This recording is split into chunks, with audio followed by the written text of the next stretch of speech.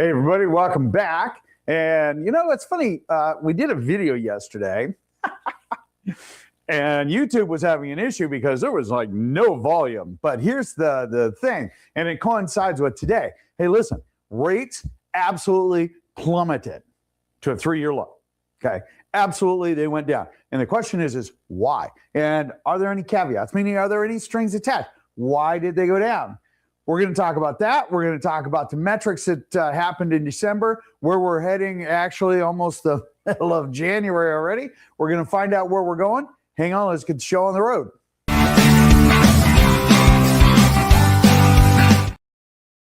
All right, so a lot of you are saying, okay, wait, what do you mean the rates plummeted? What the heck happened?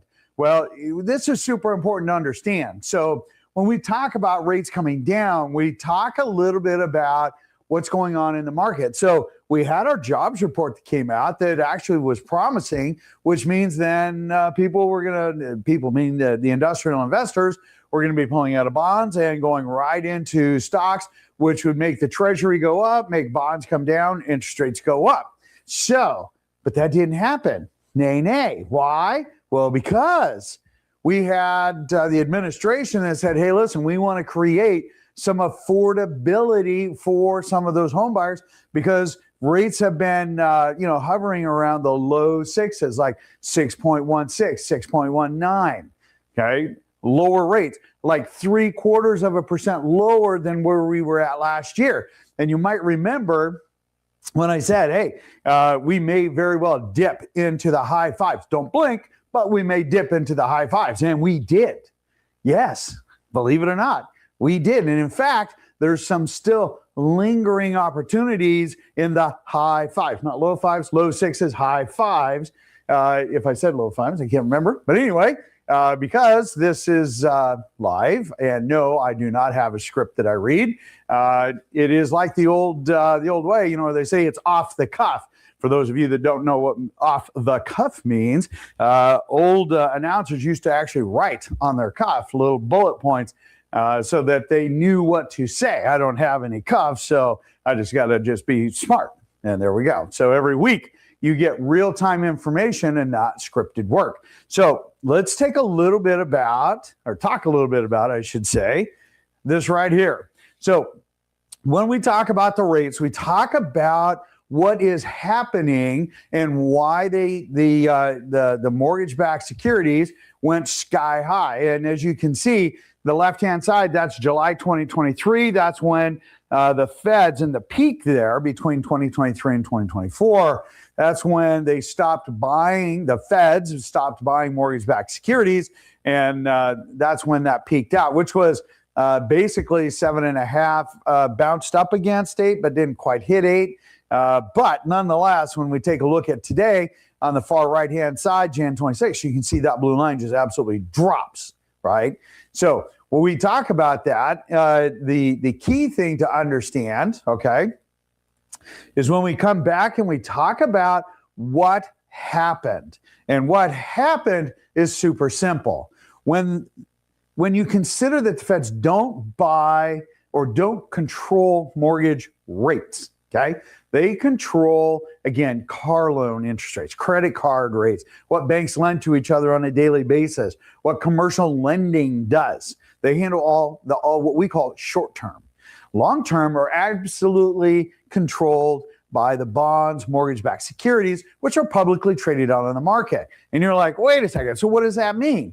Well, when the government back in 2020, when you were all supposed to be home, buying or staying home and staying free of the COVID, the difference was they started buying, they being the Fed, started buying all the mortgage-backed securities. When they buy all the mortgage-backed securities, that creates scarcity. That means that the value of that mortgage-backed security goes up. You might say, what the heck is a mortgage-backed security?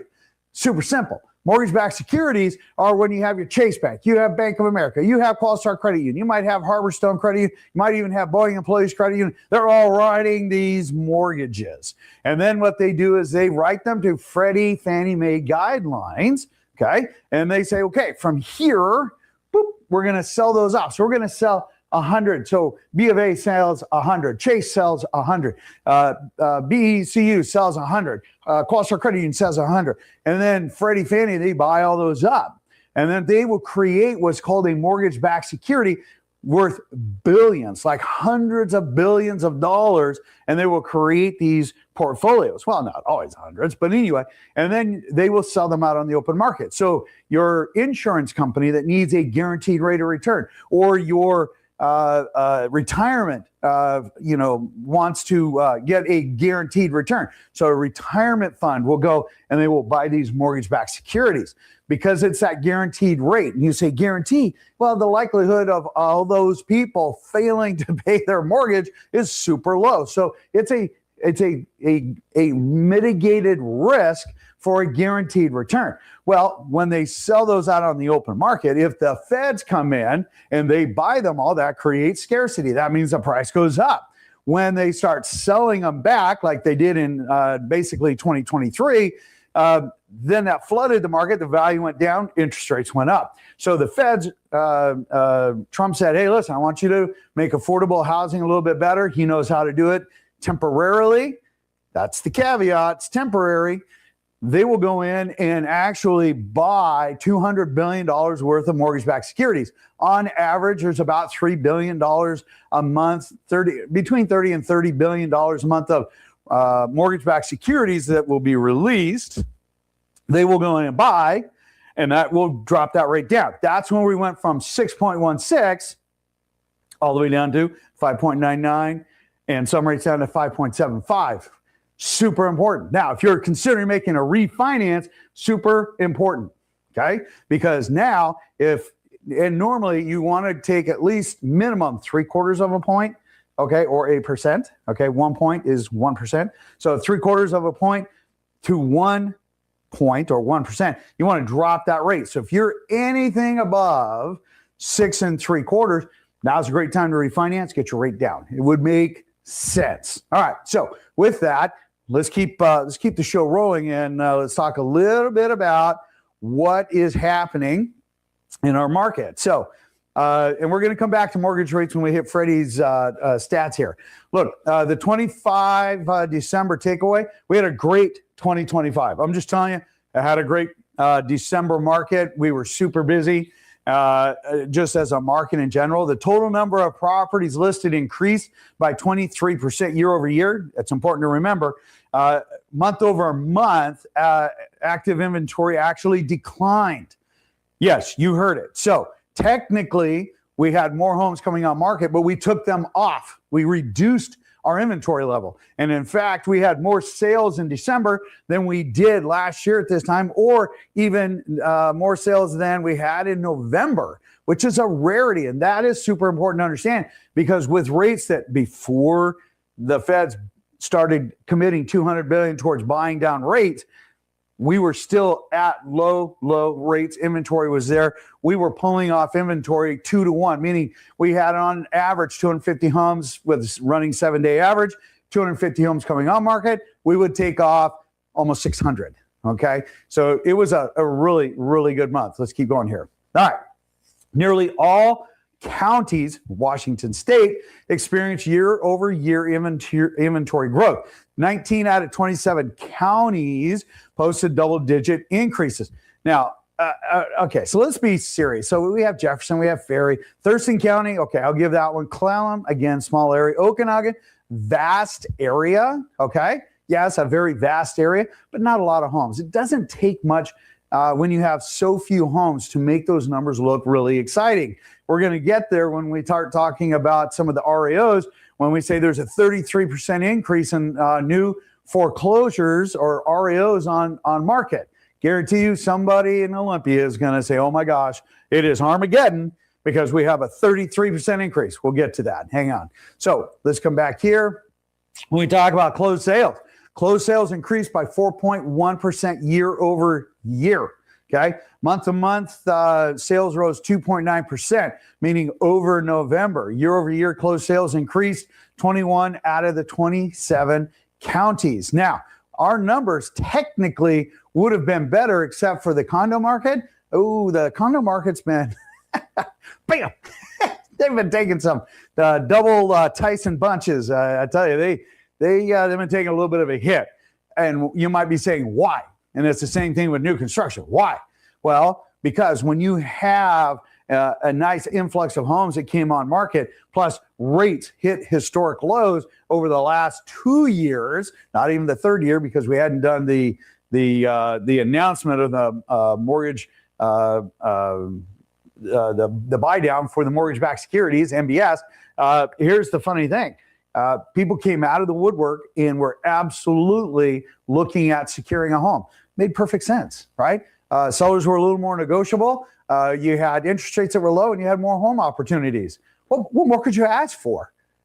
I mean, really. And those people, they absolutely took advantage of it. We did some amazing transactions, which is, the whole point of what we're doing in all of these reports. So let's continue this. Median sales price. I circled condominiums because condominiums hurt these numbers because the condos, especially in King and Pierce, they took a shellacking and dropped down the numbers. We do have a breakout for each one of the counties, and we do break them out every month for the cities. Feel free to take a look at those. If you want any of those specific counties, especially with the lenders or the lending institutions we work with, we'll fire those off to you, and that way you can have that and they get a video with it. But nonetheless, when we take a look at it, the median sales price technically came down, and that's not unexpected based on the condos. Month over month, the median price declined even from November. Again, the condo market really brought those numbers down. Technically, they're a little bit higher. You'll see some of those numbers later. Counties were the highest median price, $900,000 for San Juan, $808 for King, and Snohomish was $730,000. Lowest, Columbia, Okanagan, and Pacific. You know what? Not unexpected. I mean, those are outlying urban areas, and 100% expect that. Now, if we take a look at what's going on as far as trending in the market, again, a lot of people, including Lawrence Yun, the economist for the National Association of Realtors, he's saying, hey, we should expect double-digit sales this year, where we had very modest sales year over year from 24 to 25. And then, of course, when we take a look at the upper right, you can see, look at that, 5.99. That's 0.75% difference from what we saw last year. It's like 0.77 difference. It's almost a full point. It's pretty crazy when you think about it. And a lot of buyers are seeing that. And again, if you're on the fence, get rid of the stirrups. Get into the market, because right now is a massive opportunity. Remember, they're only buying $200 billion worth of mortgage-backed securities. If we're doing an average of, $30 billion, in a week or a month, that's not going to last very long. It's going to go super fast, especially when we get our spring market where we see an influx, and then we're going to see rates probably start to pick up just a little bit. All right, might even go higher because we're going to see that transition from scarcity to, hey, we've got more inventory, which is going to drop down the bottom level, drive up mortgage rates. And that'll be brief, and then it'll recover again. All right. So if we take a look at this, look at that, 0.77. You can see that we have been heading in a downward trend very nicely the entire year. We did have the normal Fed drops as anticipated.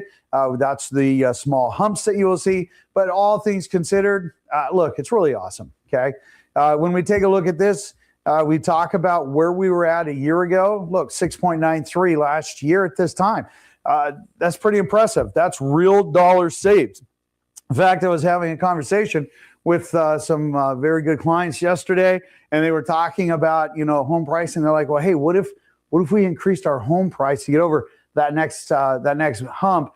What does that do? And I said, well, the amazing part is with rates being almost more than 0.75% lower than where they were at this time last year, or even a half a point from when you first started looking, that gives you more buying power for the same payment amount.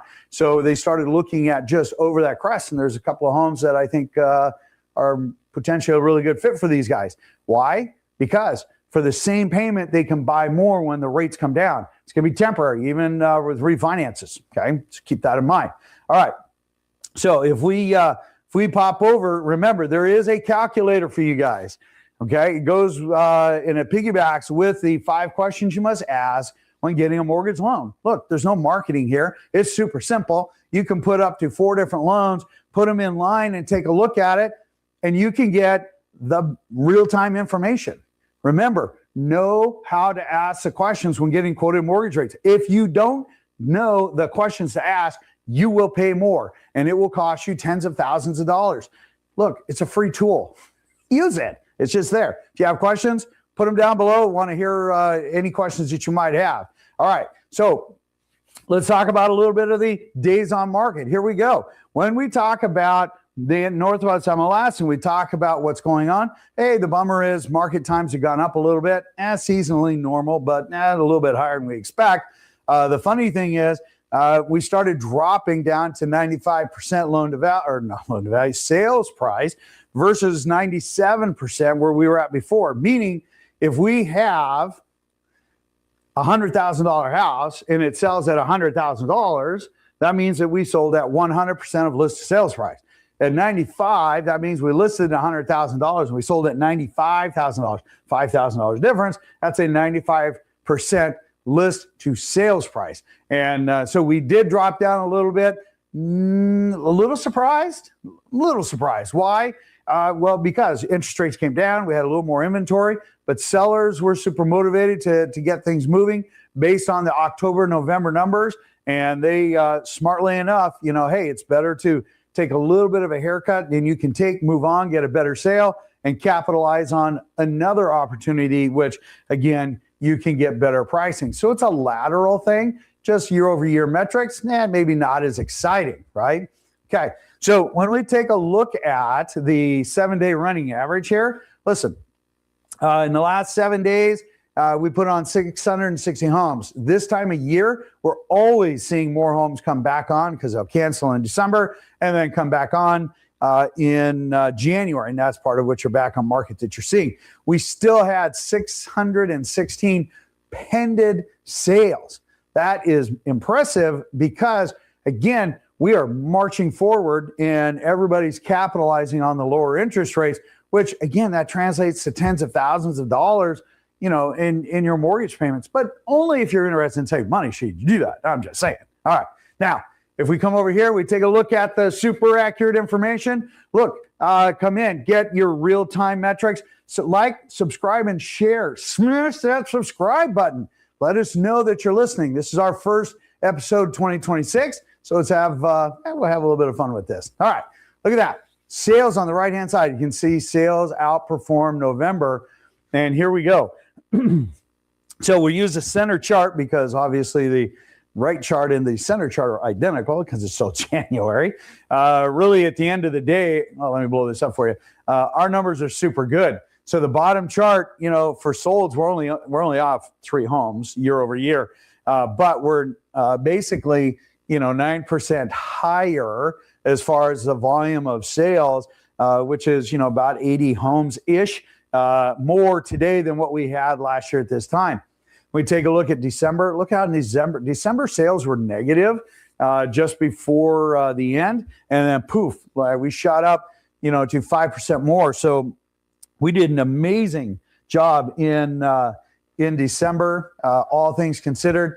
And then when we pop over here, we take a look at the average sold price is up 10.4%, almost 10.5% as far as actual sales prices. List prices came down a little bit, and we're seeing an increase in that because interest rates are coming down, and we are definitely seeing a lot more buyers being aggressive out there.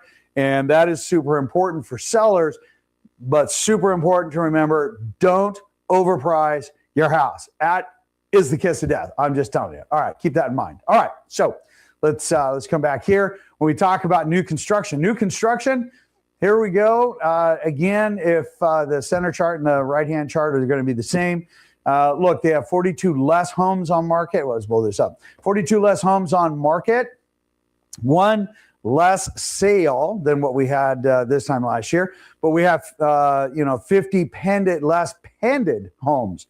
All right, why is that important? Super important because as we take a look at the bottom chart, December, we ended up, even though 5% less on sales, we had an 8.7% increase in actual pended sales.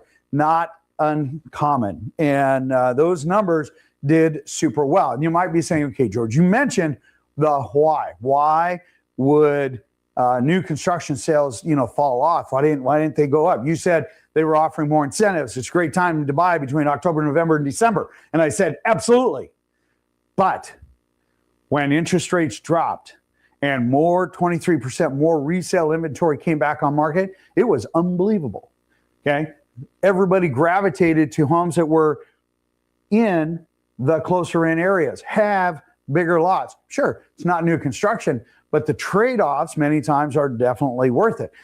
Today we were looking at new construction lots, 2,500 square foot lots, 3,400 square foot lots. They're getting smaller. Okay, people want a little bit more space, and that's not uncommon. There's trade-offs, right? And so when you take a look at that and a 10% premium for new construction versus existing, it was a no-brainer for a lot of people, and that's why our sales were so strong. That's why condos were absolutely suffering, because people were going to the new construction, or the resale, I should say, not new construction, going to a resale, because the volume increase with the rate reduction, they were able to buy a home versus a condo. Anyway, that's just good business sense. Can't blame them for that, right? Okay, so if we pop this back, look at the chart. Our sales absolutely rocketed up in December, just like they did last year. That's called incentives, right?